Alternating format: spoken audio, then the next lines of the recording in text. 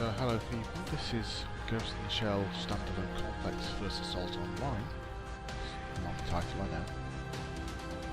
But what we're looking at here is the main screen when you get in. It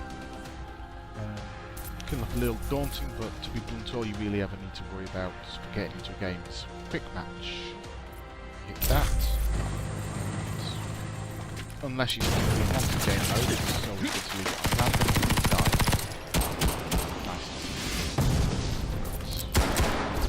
First off, let's take a look at what this game offers. Here on the right you can see, well, the current character I have selected to play. Change that before you get in game, no problem. And here, which is one of the features I love about this game, is the character that appears on the terrorist side when someone on the terrorist side picks Ishikawa.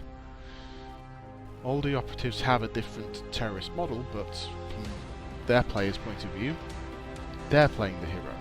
So it's hero versus hero, but all you see are terrorists on the opposite side. It's, in kind of older terms, it's a kind of a palette swap, because the abilities are still the same. The hitbox, I would assume, is still the same. It looks like it should be. And, well, weapons are the same. But it just looks different, so it's easy to differentiate friend from foe. So let's go take a look at operatives. Or classes, if you want to call them that. There are, in total at the moment, 8 as of early May of 2016. Hopefully they'll be adding more in, which would be great.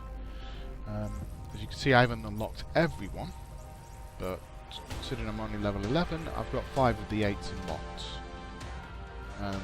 That's taken me 19 hours, which, you know, for a first-person shooter game, isn't all that much. I mean, you can purchase credits to unlock them. You can purchase NX credits, but you can unlock them with GP, which you get in-game by doing, well, playing the game. So each operative has a special skill. Each operative moves at a slightly different speed, so the smaller, lighter characters are quicker, and I would assume have smaller hitboxes than the bigger characters like Batou.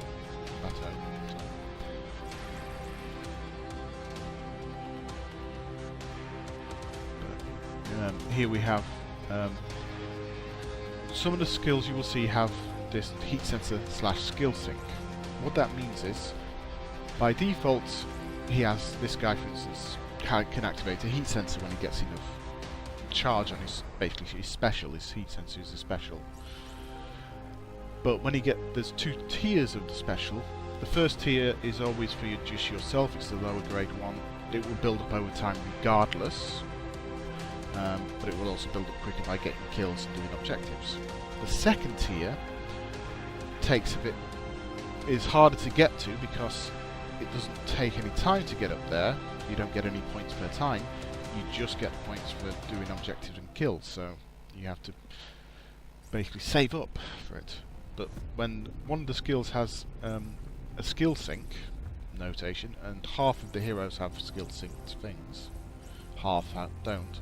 But the ones with skill sync, when you activate them, can be shared to up to 3 of your team members. They've got to be close by when you activate, or when you've got it running. But they can then share the heat, in this case the heat sensor, and they'll be able to see enemies through walls and stuff as well, which is very good for doing team play. As I said, half of them don't have this skill sync ability because, well, they just do other things. Like, for instance, Togusa has a seeker drone, which is essentially a mine that isn't visible until it detects somebody and starts flying towards them. The tier 2 for that is there's 2 of them and they can detect it along the range. Kusanagi, thermo-optic camo, so she can go mostly invisible. There's a slight shimmer, so it's not totally broken and overpowered. Again, she can skill sync like some of the others. Batou has an arm launcher, so basically he can literally fire a rocket out of his arm, and at tier 2, that's 2 rockets, which is great for taking out Tachikomas, or think tanks as they might be called. I'll get to them in a bit. Ishikawa basically produces a sentry, a little sentry gun. It has about a 60-degree cone of fire and tracking for tier 1. For tier 2, I'm not sure how far it goes up to. I think it might be 180 degrees. And it can also attack at longer ranges. Maven can do a thermoptic barrier, which hides you when you're behind it and slows down bullets so they do less damage to being shot through. The tier 1 only goes up to about the shoulder height, while the tier 2 goes just above the head. So to properly utilise the tier 1, you've got to crouch. So that limits your mobility. Paz has Hyper Sprint, which is pretty much as it sounds, allows you to run really fast and can be shared when the tier 2 activates. And Bulma has Nanogel Armor, which is both increased armor and it's a regenerating health up to, I think, 110 or 120. I'm not 100% certain on that at the moment. But he can skill sync that one as well, which is really good for a team player game. So there you go. When you first install, when you're level 1, you can only have one of these 8 classes. You get a second one for free at level 3, and you get a third one for free at level 5.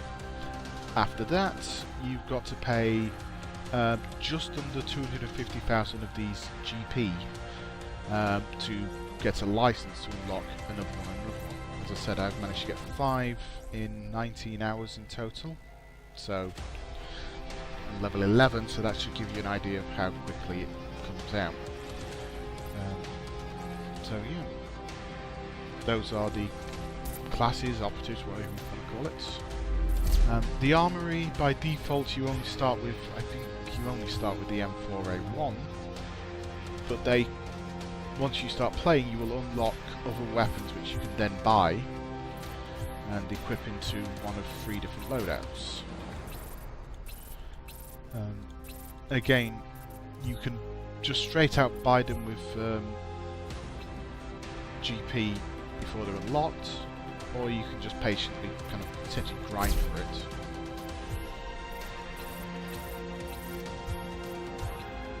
As you can see here at the moment, there's only one secondary weapon. Let me just check this. If I select him, I'm just wondering if it has his unique pistol. It looks... No, it doesn't, unfortunately. No, it's just a shame. Maybe they'll add it in eventually. You have a melee weapon you have to switch to, which is like most games these days. You just don't have a melee function as such. It's just a weapon. You always spawn with a grenade, although I don't know what you could... Yeah, customize doesn't do anything with that. So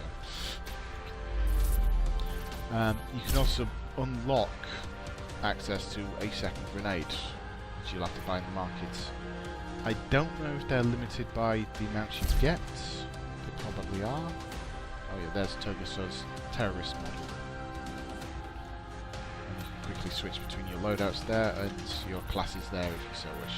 For instance, Toku's...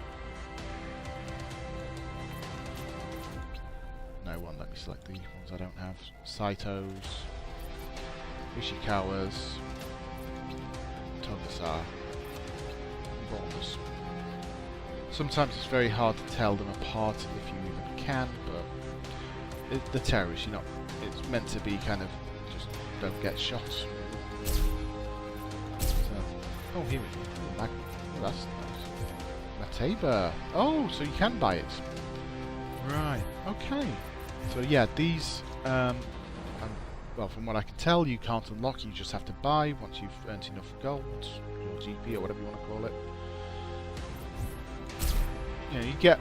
I think it's 50,000 GP when you go up a level, and you get GP for winning matches. Obviously, not nearly as much. I think you usually get about 500 to 1,000 per match, unless you're doing really well, in which case you can get over 1,000. You can get boosts on top of that as well. These are all things you can customize weapons with to make it all how you want to play. And here's where the buying of, well, the NX credits matter. Skins, and only skins, which is nice, are purchasable by NX credits.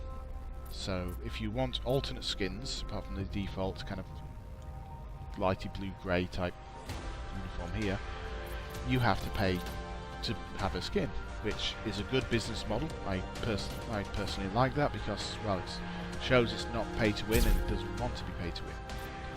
Here you see you can buy the operative license for either GP, so in-game currency, or you can buy it with external currency you purchase.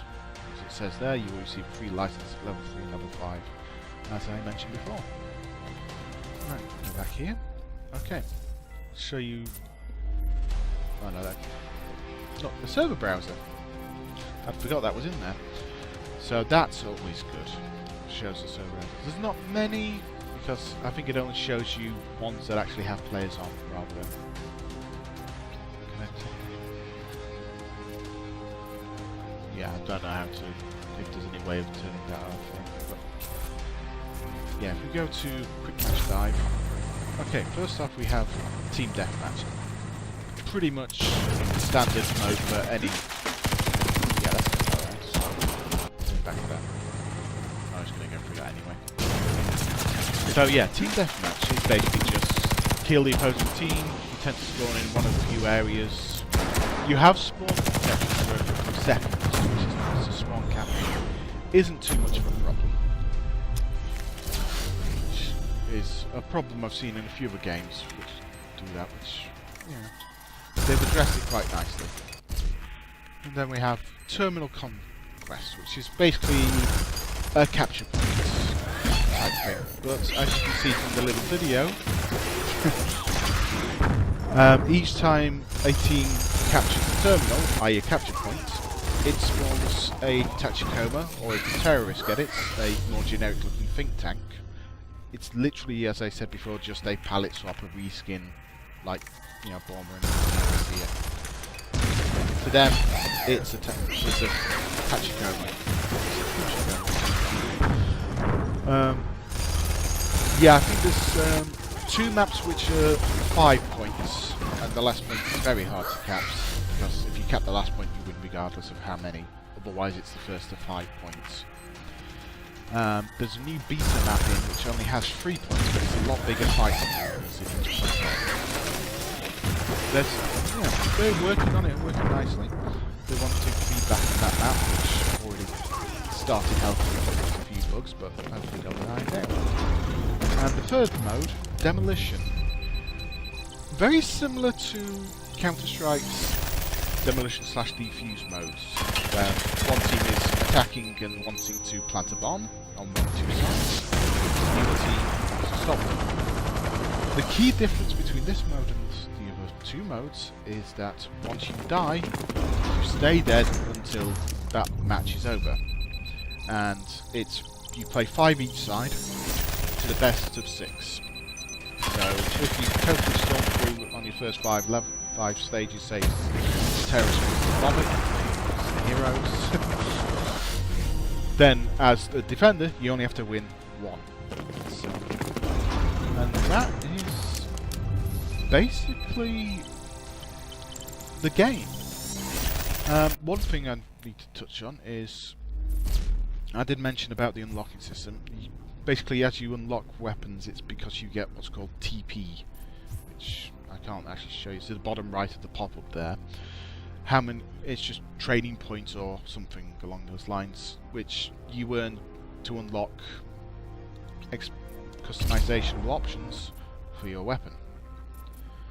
So, for instance, whenever I use the M4A1, it'll carry on unlocking. Which one am I trying to do?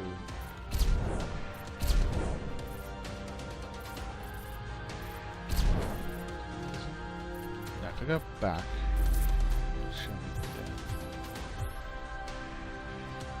Ah, yes, unlocking the stock there at the moment. So go to that.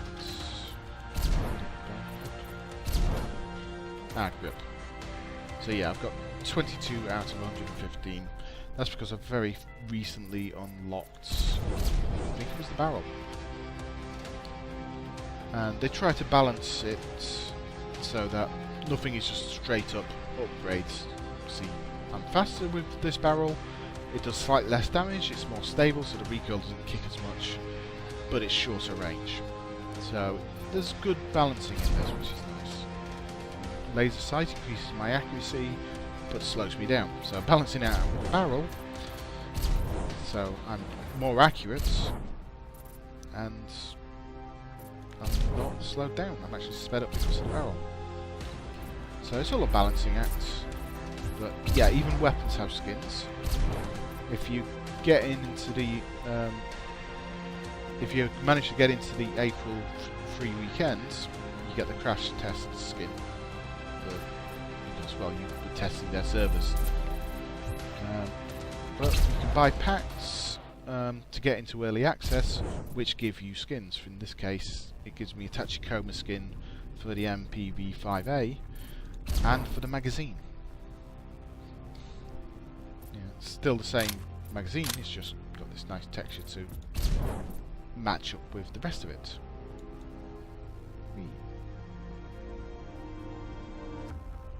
The text is reflected there, but well, considering you're not really going to see that because you're firing from this side, it's not too much of an issue. As for options, I don't think you're going to find anything too unsurprising. Has a nice radio message system, just like in, say, Counter-Strike or Team Fortress 2. So it will always broadcast them in whatever language the end player is using. Video options, including a field of view slider, which is always good. It goes up to 105. So yeah. That's high dynamic range, FXAA only. I've enabled it on my graphics card, but I haven't really noticed if it is actually forced on. It might be. I'll double check that at some point. You can turn things on or off. Left-handed mode on or off. I'm not sure why it's not letting me do that. They may have disabled it while it's been bug tested or something. I don't know. Chat filter, because there are some toxic players out there, as with any team game and stuff like that. Various sliders for the music and sounds, as well as the outputs, stereo 5.1 and 7.1.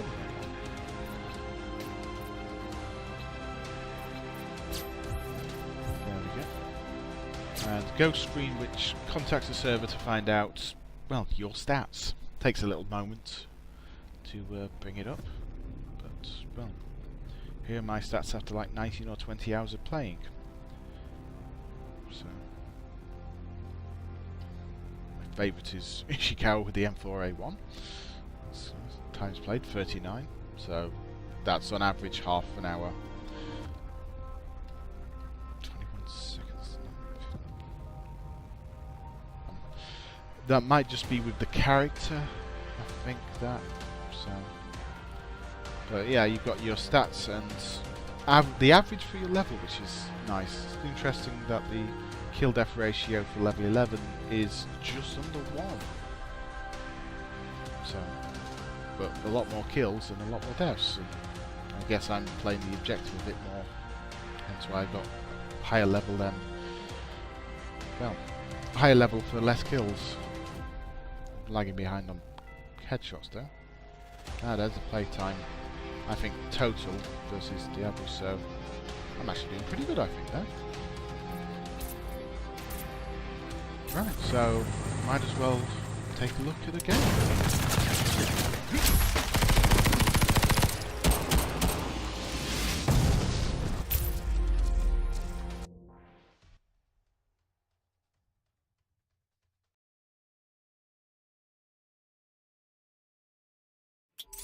Cyber Sentry ready for action.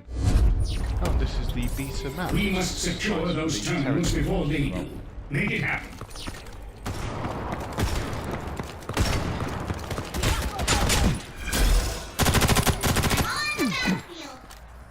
What do I do? Initiating Cyberbrain protocol. Time for battle. Enemy nano armor user detected. Multi-camo active. Sync up. Finish your skill sync and move in.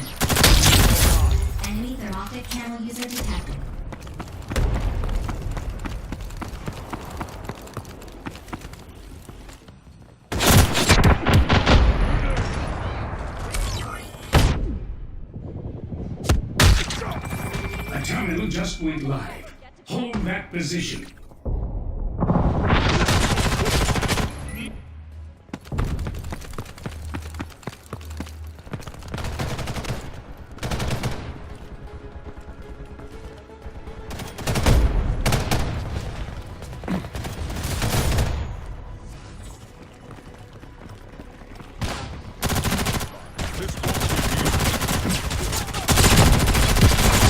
Hold back and regroup. We can still salvage this operation. Enemy think tank spotted. Enemy grenade. Okay, nobody's getting past this sentry. Eliminate. I reload.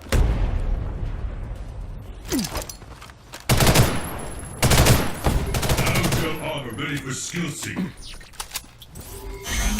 Keep up the good work. Do not let them take that terminal, no matter what. Enemy nanogel armor user detected.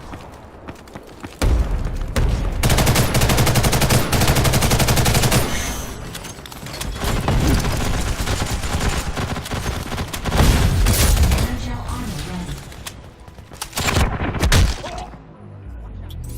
Enemy hypersprint user detected.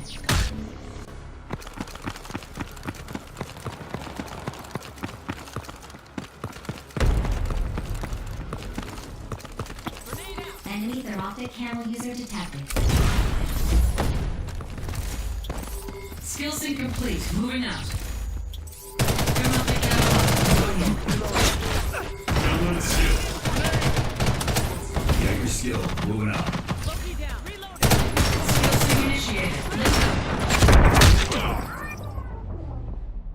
What do I do?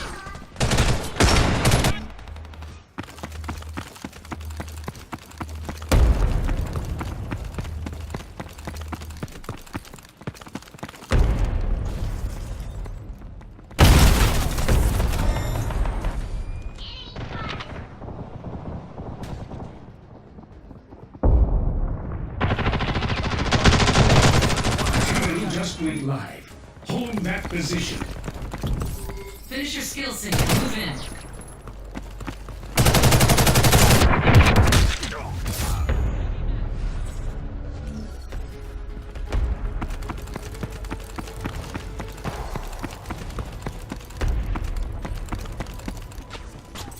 Enemy nanogel armor user detected.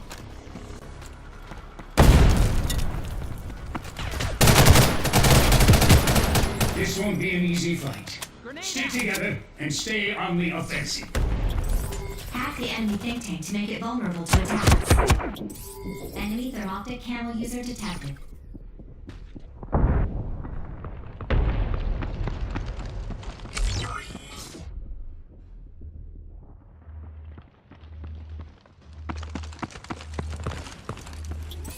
Let's send them a little surprise. Cedar drones out.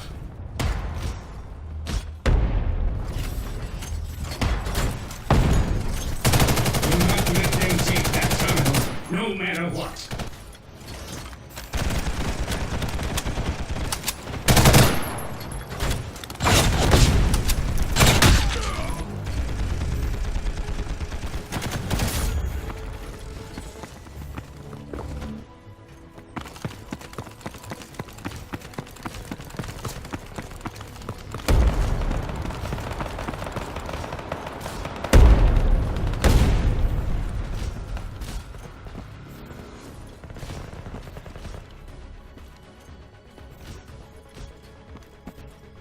Using grenade.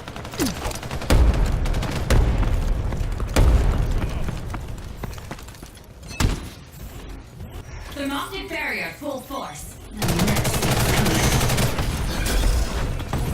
Initiating cyberbrain protocol. Time for battle. I'm on the battlefield. What do I do? Activating nanogel armor and moving in. Thermoptic camel. Sync up.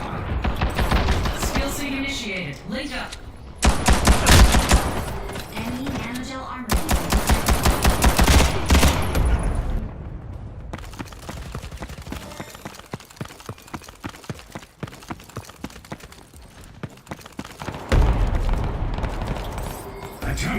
went live.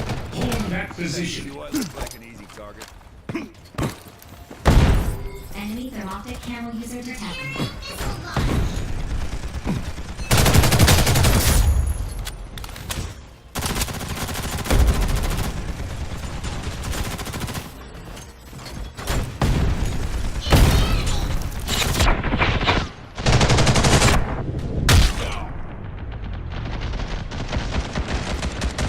Where do you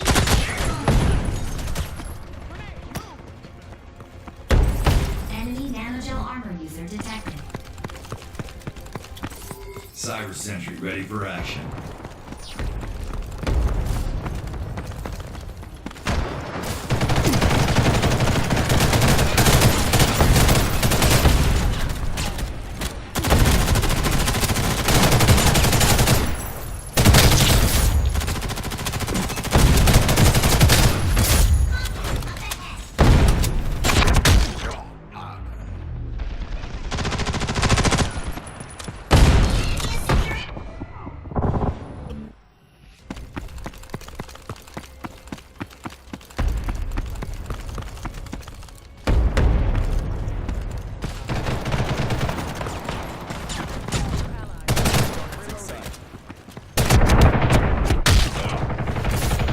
Good old days. Setting the Seeger drone.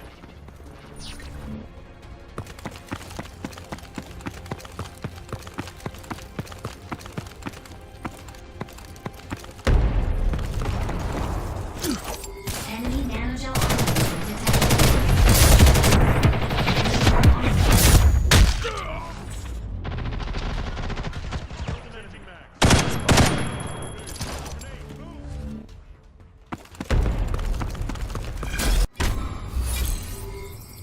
Mission complete.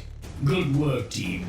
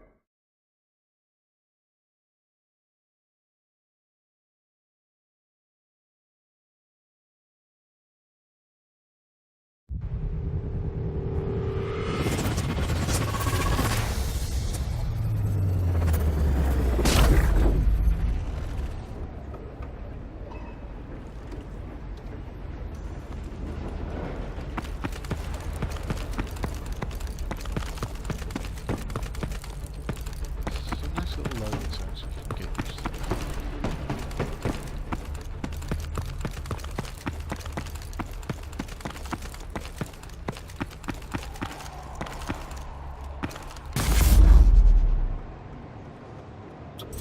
Initiating operation. Keep your eye out for enemy movement.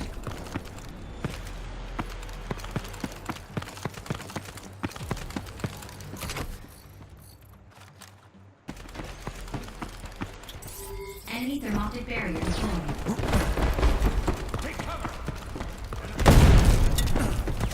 Down.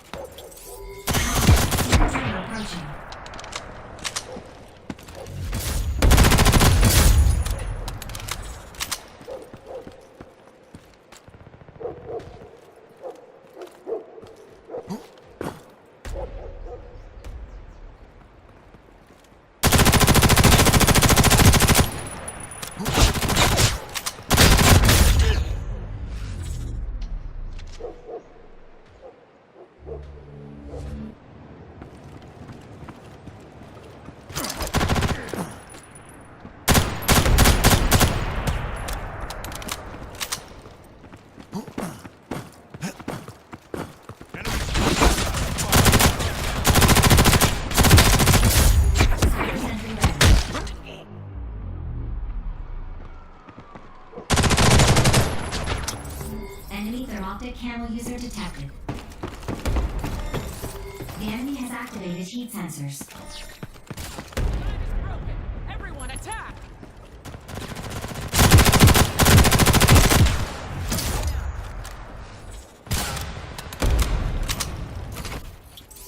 Spotted enemy secret drone. Thermoptic camo up. I'm going in.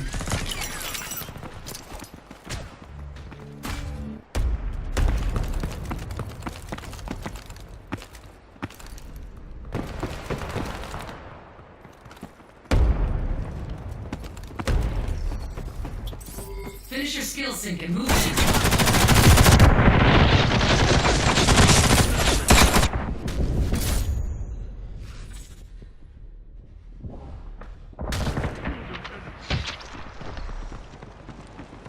Reload.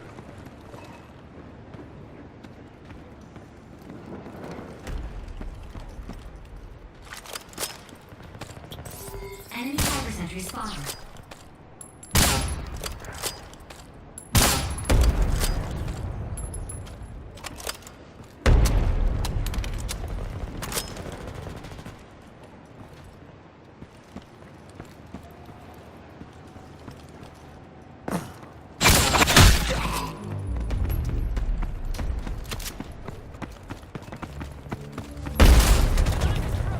Everyone attack!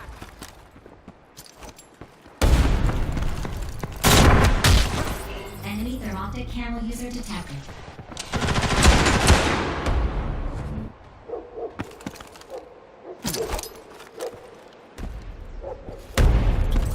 Caution, secret drone approaching.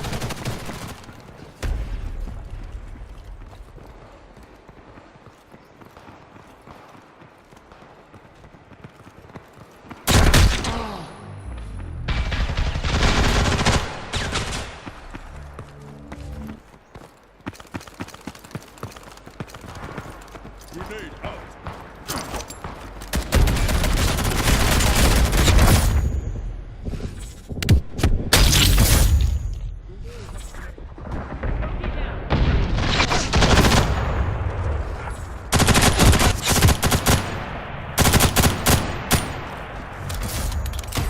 Cyber sentry ready for deployment.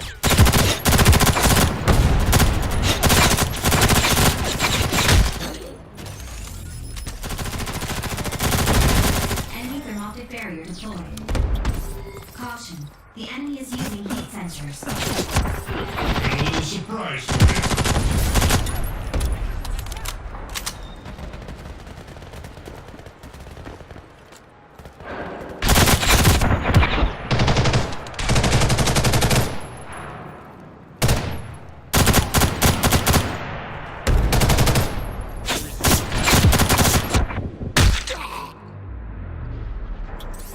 Spotted enemy seeker drone.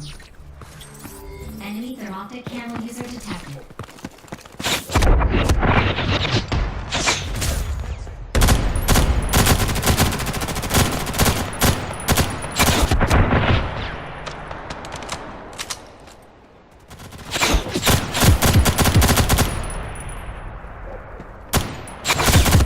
The enemy has activated heat sensors.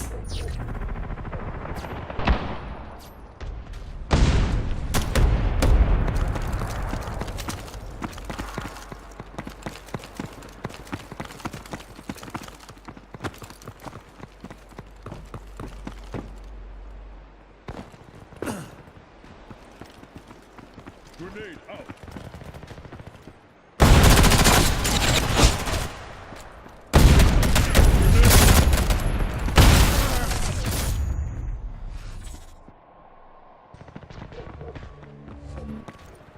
Fire in the hole.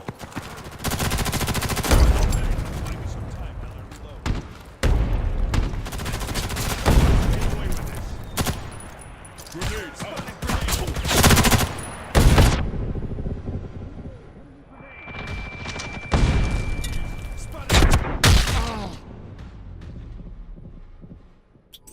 Enemy cyber sentry deployed.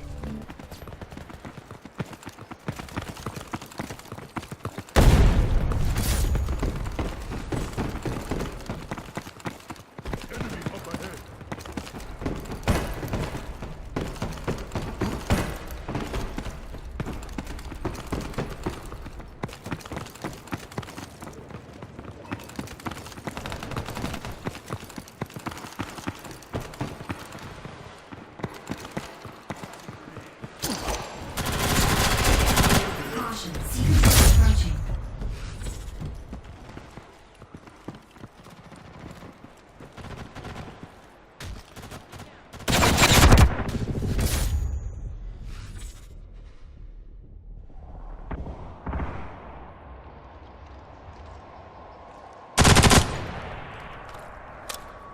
Confirmed damage on allies. Providing supporting Skill fire. sync initiated. Link up.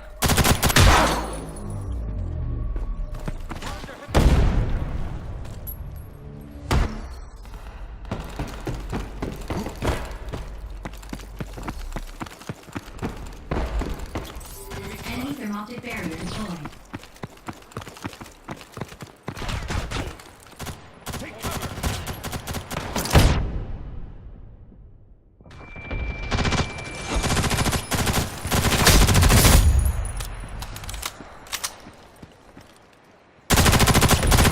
Caution. The enemy is using heat sensors.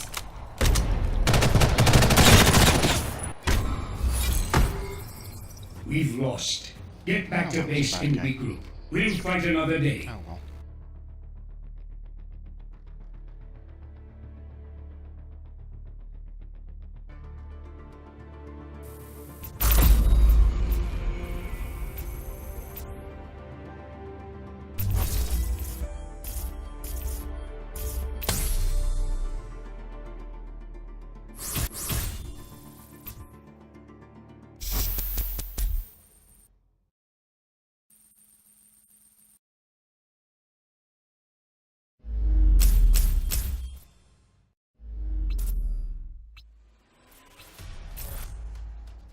But yes, one thing I actually forgot to mention. Let's select him. Sockets. I forgot to mention this. Basically, by the start, when you buy a character, you have one socket per type, so ability, cyber brain, and physical. And then you get these drops. And you can assign them to the appropriate matching thing. Unfortunately, I've only got physicals here. But for instance, Agile Strafe, Full Dampener, and Knife Master. Once you lock them in, they're locked in until they eventually burn out, which is noted by the durability, 20.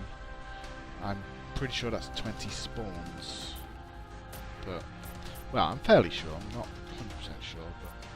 So, if we go back to operatives, you'll see here, for instance, is let me know that his ability socket died, the one that was in there previously.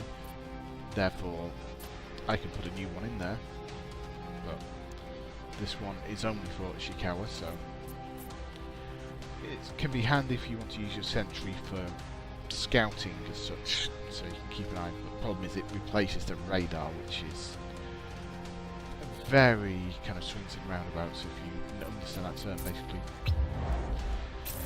You know, you have to pick which one you want to do. So, and you can have friends here, which is actually separate from your Steam friends list if you have this on Steam. I think you can have it as a separate launcher thing as well. So, at the moment I've only got one friend who's a good friend of mine, so. But hopefully that'll change as more and more people explore this game and hopefully like it. If we go to see a look at the servers, they're slightly themed for the Ghost in the Shell setting, so American Empire, which is just America, East West Coast America, East West Europe, and Australia, which obviously I'm not going to get very good pings there because I'm in the United Kingdom, so European West. But yeah, so that's it. And if you've been paying attention, I do have a little frame rate counter which is up here, thanks to Steam. So you'll see what frames I'm getting. I'm running on 6-core FX, I think it's a 6300s, and it's a GeForce 760. So 12 gig of RAM, but to be honest, as long as you've got at least 4, it's not going to be a problem. I don't know if it is only 64 bits. You'd have to look that up yourself. It probably isn't. There's my friend, so. Right, well I shall leave this video here, and hope you enjoyed it. Thank you very much.